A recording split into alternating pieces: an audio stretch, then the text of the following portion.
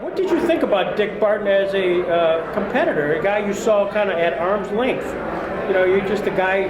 Talking like a couple, 3 years ago there.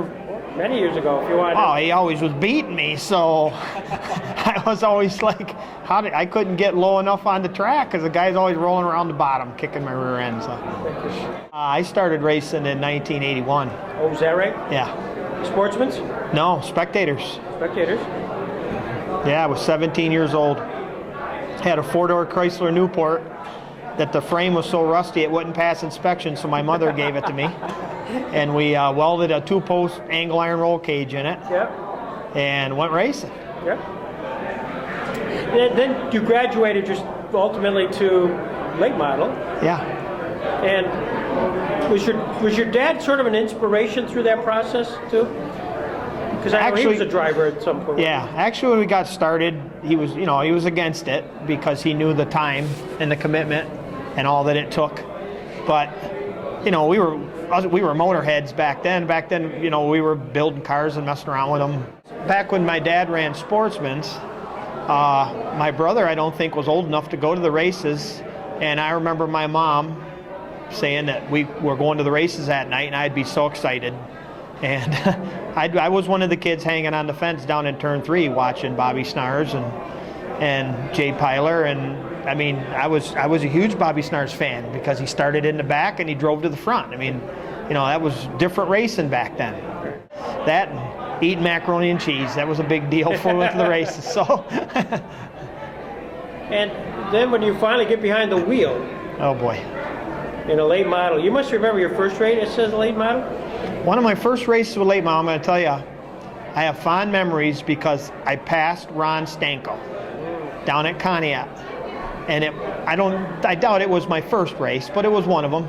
And I remember thinking that was, that I'd really done something because, Ron Stanko, I mean, he was winning quite a few, right. When I was a lot younger, and so I thought that was really cool. Racing with Skip Furlow, raced with Skip, it was something. It was surreal. Yeah. I mean, I always was a Dick fan. I mean, everybody, because he was such a professional. I remember the night that he flipped real bad on the backstretch at State Line. I remember that night and the concern everybody had, of course. But I mean, really didn't start paying direct attention until I suppose the night that we asked him when they hurt their car down at Little Valley. And we let him shoe the car that night and put a big old nasty ugly duct tape 28, I think, right? 114, we put a 28 on there. Just nasty. And I think all the drag from that duct tape helped the car out so bad that he about drove it to the front. Car tractioned up like nothing I'd ever drove. So, and gosh darn, I think he was in third, and believe it or not, the air cleaner nut came loose, and the air cleaner lid tilted sideways, and it hung the throttle a little bit. And that was the end of our night. But he was all the way up in third from dead last. And they just let him have 2 laps during the concession, which was really unheard of. And then he was driving my car, and I could never do that. So, that's when it's like, this guy's pretty good. That's when me and my brother kind of decided that we would make them guys an offer. That if they wanted to, talk and put something together, that we would. So Dick's racing for you, and how did you coordinate the John Lamb team, and then there's the John Lacki, Charlie Lacki team ownership, and how did you had to mesh that? I ain't gonna lie to you. I'm sure if John didn't tell you, there was times I think John wanted to choke me particularly because me and him both were, I guess you'd say, the chiefs of our deal. And John was the go-to, get everything, wash everything, make sure everything happens. And I was the same guy, a little younger version with our deal. And so, when we first got together, I had this vision that we'd be able to, and everybody does things differently. I tend to get picked on a little bit because I'm pretty particular. There's other words I use, but I like things a particular way, and then, I like my stuff clean, and I like, and so, and I mean, that part I know them guys appreciate it. Yeah. This year, you actually had to, at some point during mid-season, changed cars. Well, you had a suggestion, and they had a different one.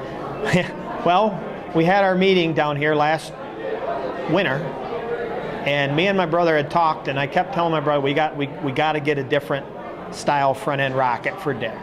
All the years that I've raced with him, he always runs around. He's going to be the guy that beats you. He whips around the hub, and of course he'd won the championship, and so I had this vision. I just knew. I told my brother, and I had a heck of a time convincing Charlie just to even come down and try to talk with them guys about it.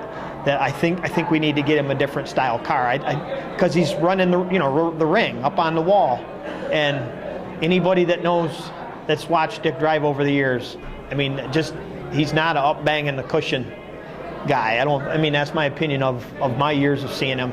And so, although we won the points, and pretty convincingly, and quite a few features with him and David driving our other one, I just knew we had to do something different. And it didn't go over very well.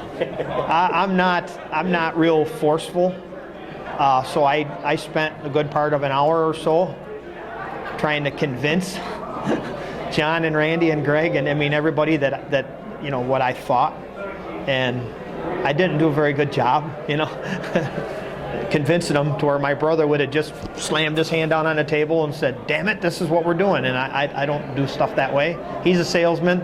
I can't do that. I failed miserably.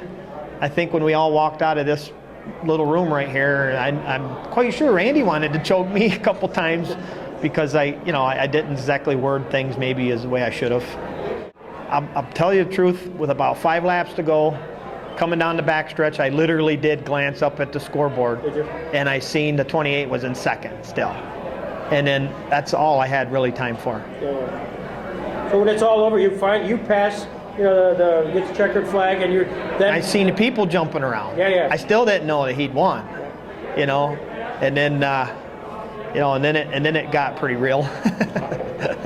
Did you go into pits and come out, or did you actually? No, I stayed out on the track. I bet, yeah. I didn't get to come out on the track for the 79th one because I was in the back ambulance. Yeah, I remember that. But so I said, I'm going to get in this picture. Yeah. So there was a lot of people out there.